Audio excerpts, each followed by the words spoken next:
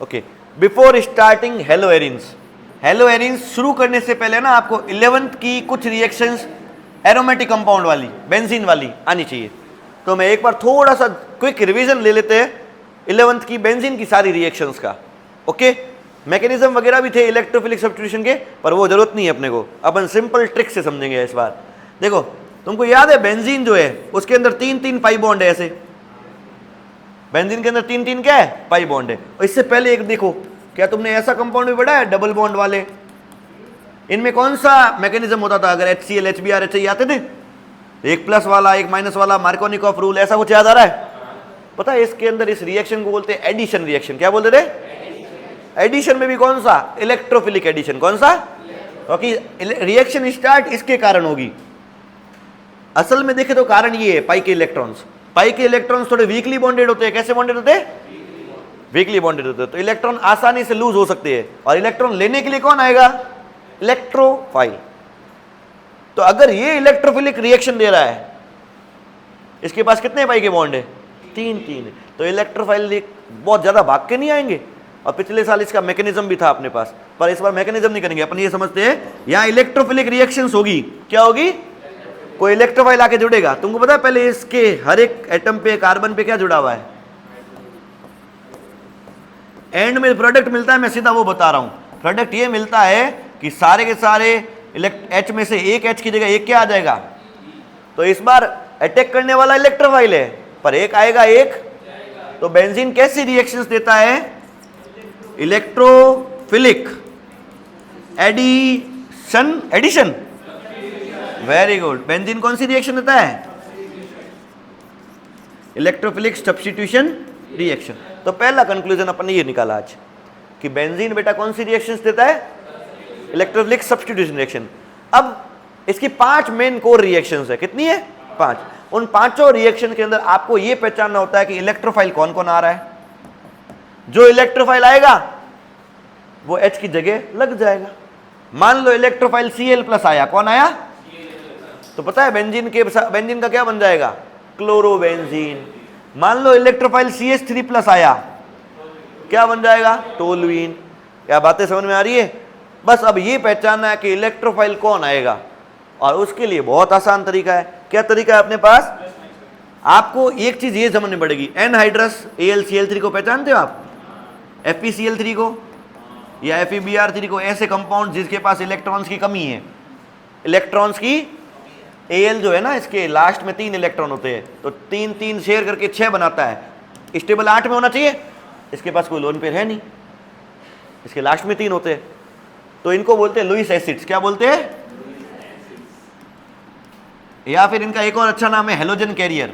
ये हेलोजन को उठा के ले जाएंगे चार्ज के साथ, ये हेलोजन को उठा के ले जाएंगे। फॉर एग्जाम्पल ध्यान देना बेटा, इधर अगर बेंजीन है, सामने अगर मैं रिएक्शन कराता हूं chlorine, but in presence of anhydrous AlCl3, इन तीनों में से कुछ भी ले सकता हूं। वैसे AlCl3 क्या करेगा? इस क्लोरीन के अंदर देखूंगा तो ClCl2 है, उसमें से ये 2 इलेक्ट्रॉन लेके Cl को लेके जाएगा, AlCl3 को Cl ले जाएगा। हेलोजन कैरियर, हेलोजन गया इलेक्ट्रॉन के साथ, तो दूसरे हेलोजन पे चार्ज क्या आएगा? क्या इलेक्ट्रोफाइल तैयार नहीं हो गया? एक इलेक्ट्रोफाइल जो तैयार होता है उसका क्या किया जाएगा? सब्स्टिट्यूशन किया जाएगा। एंड में प्रोडक्ट क्या मिलेगा? क्या ये समझ में आया? इससे ये सीखा कि कौन इलेक्ट्रोफाइल बनेगा, और उससे फिर रिएक्शन करवानी। जो इलेक्ट्रोफाइल तैयार हो गया तो बेंजीन बोलेगा आजा H, चला जा। क्या समझ में आई? हेलो, बस इलेक्ट्रोफाइल पहचानना है। और इलेक्ट्रोफाइल कैसे पहचानना है? AlCl3 जिसको खा लेगा एक हेलोजन को।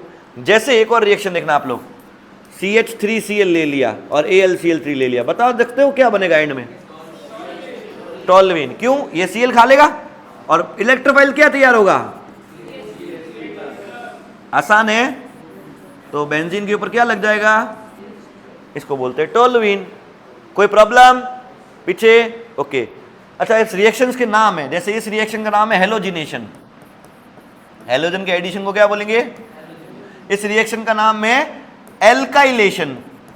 जरूरी नहीं है CH3 ही लूं, हो सकता है C2H5Cl ले लूं तो 2 वाला जुड़ जाएगा, 10 वाला ले लूं तो 10 वाला जुड़। तो एल्काइल ग्रुप कोई भी हो सकता है। अभी मिथाइल लिया है, और इसको लाने वाले थे अपने पास, इसको नाम, इसलिए पूरा नाम क्या है, या सुना हुआ ये रिडल क्राफ्ट एल्काइलेशन, याद आ गया।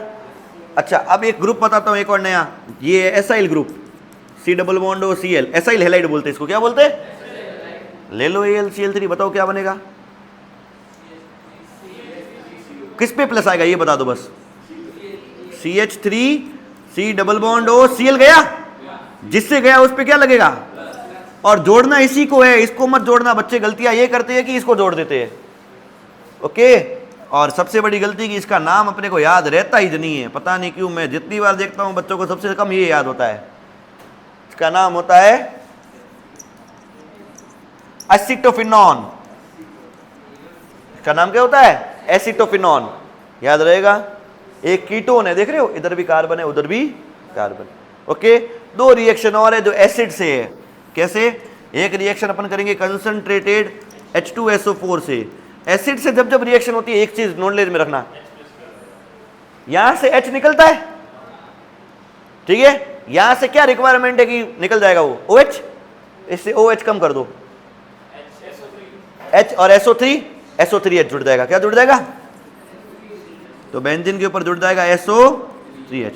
वैसे इस रिएक्शन का नाम था फ्रीडल क्राफ्ट एसाइलेशन, क्या बोलते हैं इसको, और इस रिएक्शन का नाम है सल्फोनेशन।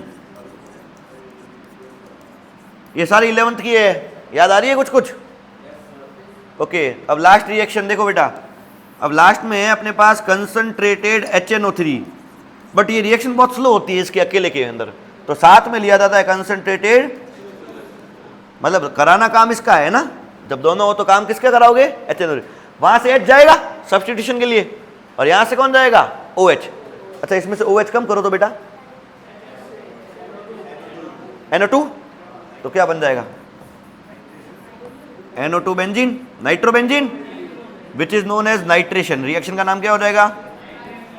ये पांचों रिएक्शन ऐसी है जो आपको इस चैप्टर, अगले चैप्टर, उसके अगले चैप्टर, उसके अगले चैप्टर, सारे चैप्टर्स में आनी चाहिए, पांचों रिएक्शंस आनी ही चाहिए। क्या यहां तक ठीक है, दिस इज द कोर। इसके बाद होता है कि भाई अगर इनमें से कोई एक लगा हुआ है, ये सारे मोनो सब्स्टिट्यूटेड बेंजीन, पहले से